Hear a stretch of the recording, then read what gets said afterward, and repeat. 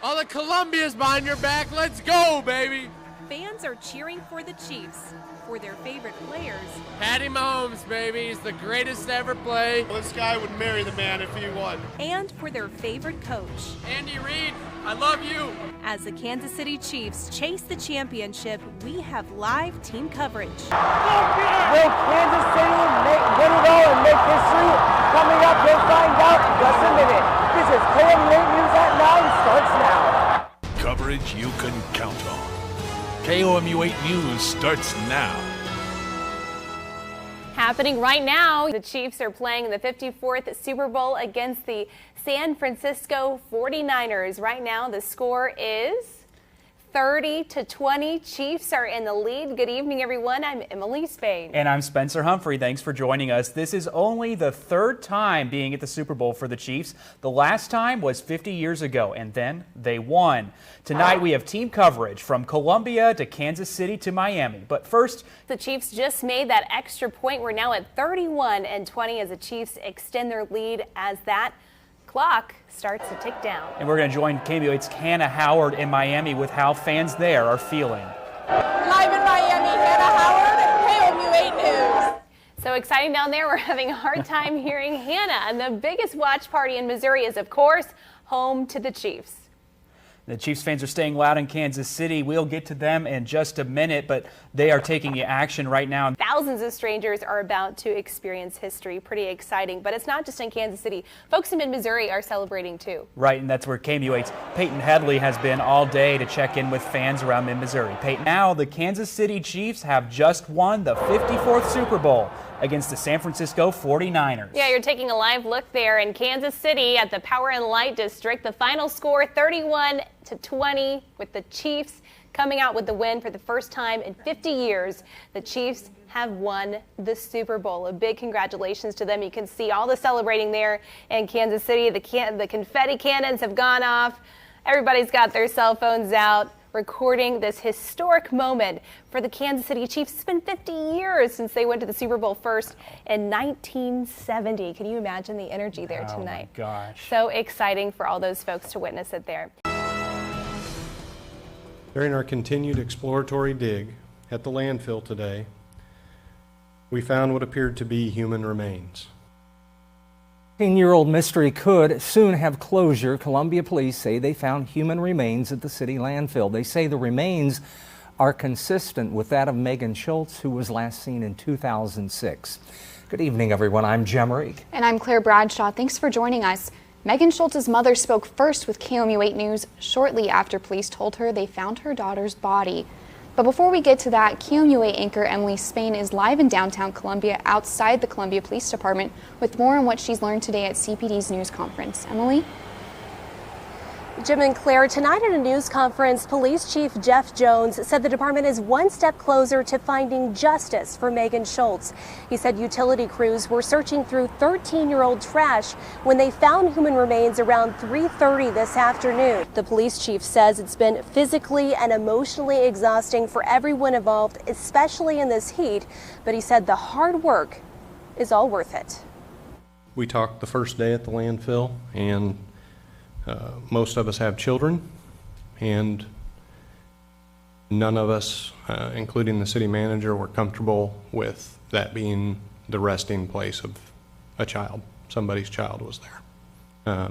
That's one part, and the other part obviously is the criminal prosecution.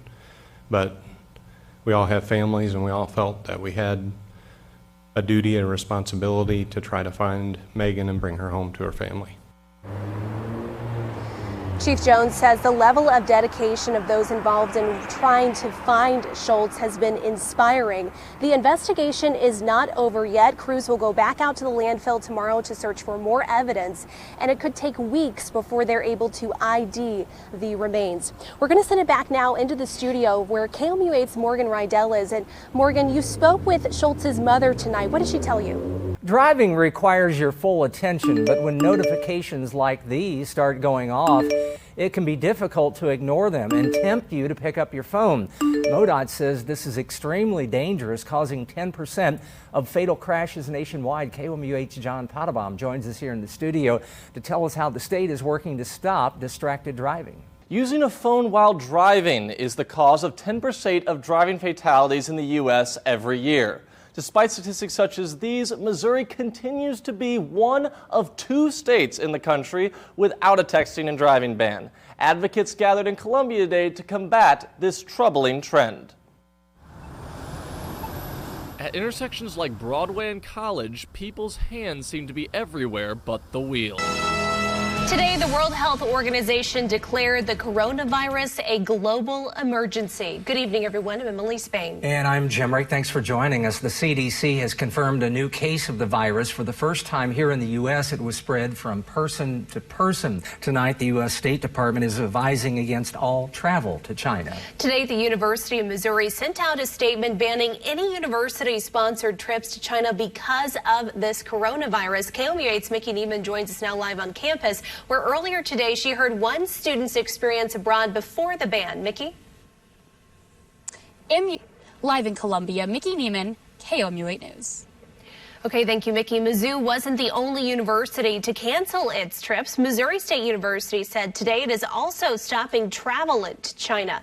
We are going back out to my co-anchor, ABC 17's Ashley Strohmeyer, at the lake after the tragedy at the lake yesterday killed 17 people. Ashley?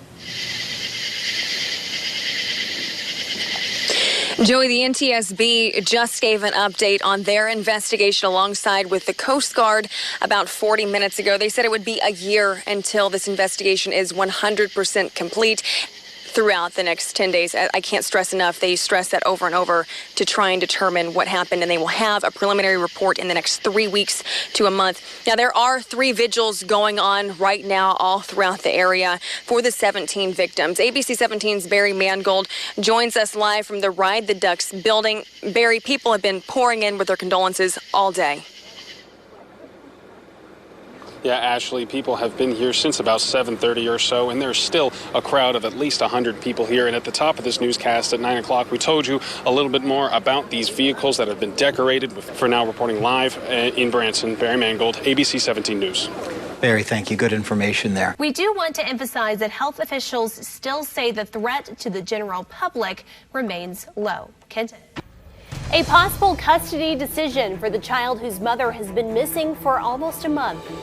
Protest over a Columbia woman forced out of a tree a week after she made it her home.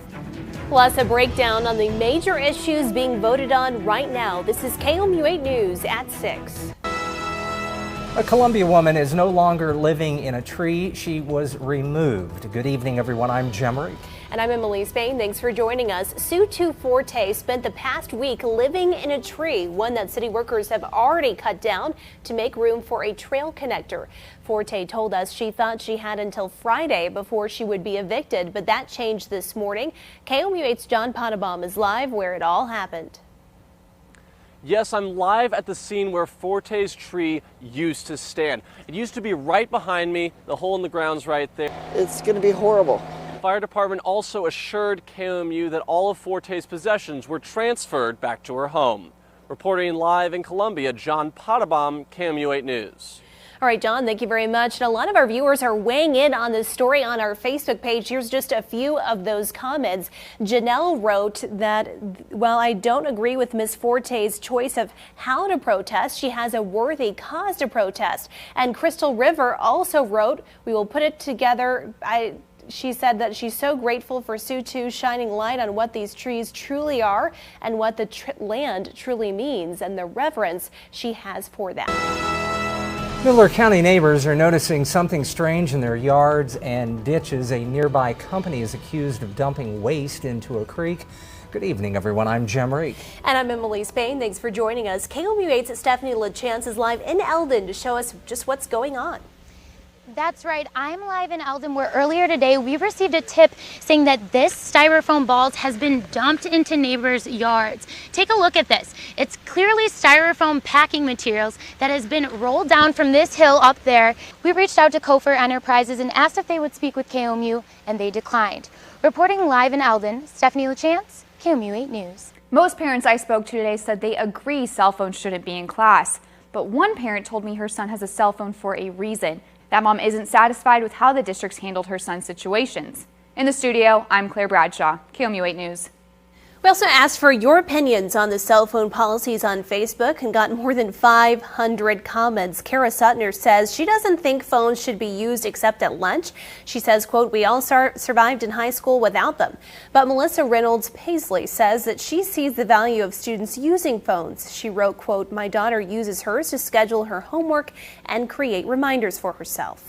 And it turns out the MU Tigers are hiding another animal in its logo. The history lesson's causing a lot of talk on social media. KMUH's Ian Russell talked with students who had no clue.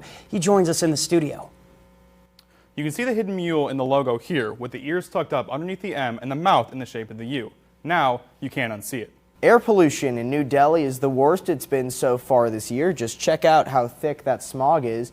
Columbia police are still searching for a man who fired shots near an elementary school last night. KOMU8's Leo Rocha is live from Columbia's north side to tell us what neighbors are saying. This is Typhoon Court in North Columbia, which is just a 3-minute drive from Derby Ridge Elementary. KOMU8's Michael Van Scoik joins us now along I-70. And Michael, Columbia Public Works says it will have crews out to pre-treat roads starting tomorrow morning. Emily, Columbia Public Works tweeted that they already have 22 plow crews ready to go tomorrow at 7 a.m. to begin pre-treating the roads. Now, yesterday we showed you this video on the Missouri River Bridge. The patrol says 20 vehicles were in that pileup. No one died, but 2 people were hurt, one with moderate and one with serious injuries. Both were wearing their seatbelts. Diana Fedorova, KMU8 News, Rhineland, Montgomery County. So growing up in Jefferson City and a father that grew up in Herman, there were a lot of family trips on Highway 94, which took you right through Rhineland, and great memories. There was a bank there. My dad was a coin collector, and every time we'd go through Rhineland, he'd stop at the bank and get some coins. And so you're familiar with this area? Oh, very much so. Can you remember when they moved it to higher ground? I was in Texas at the time, but when I came back, it was like, they did what? Something's different here. Rhineland's not in the bottom anymore, so that was a good improvement. Certainly, and this story is part of a Missouri School of Journalism collaboration with the Missourian and KBIA. For more stories from Rhineland neighbors, check our website, KOMU.com. Tensions escalated in Iraq today. At least 2 rockets have landed in Baghdad, one inside a secured green zone close to the U.S. Embassy, and 3 rockets also hit outside a military base where Americans are housed. So far, there are no reports of casualties. Good evening, everybody. I'm Daniel Perot. And I'm Caroline Dade. Thanks for joining us. It's not known yet who shot the rockets, but this could be the first sign of retaliation after the U.S. airstrike that killed Iranian General Qasem Soleimani. President Trump has warned if Iraq attacks any Americans or American assets, the U.S. has 52 Iranian sites targeted. This morning, Mid-Missourians gathered to protest the airstrike. Everybody loses in a war. Several Missouri politicians praised the strike Friday. U.S. Senator Josh Hawley tweeted, glad he's dead. Roy Blunt saying Soleimani led Iran's worldwide terrorist efforts. Hopefully his death sends a message. Republican Representative Blaine Luetkemeyer released a statement saying he is grateful President Trump showed leadership and eliminated a threat to the world. KOMU8 News reached out to Representative Vicky Hartzler for comment, but has not yet heard back. Today's protest in Columbia was just one of more than 70 planned across the nation today. Demonstrations were held outside the White House and in New York City's Times Square. The protesters say if the American people don't stop it, escalating tensions could turn into a global conflict.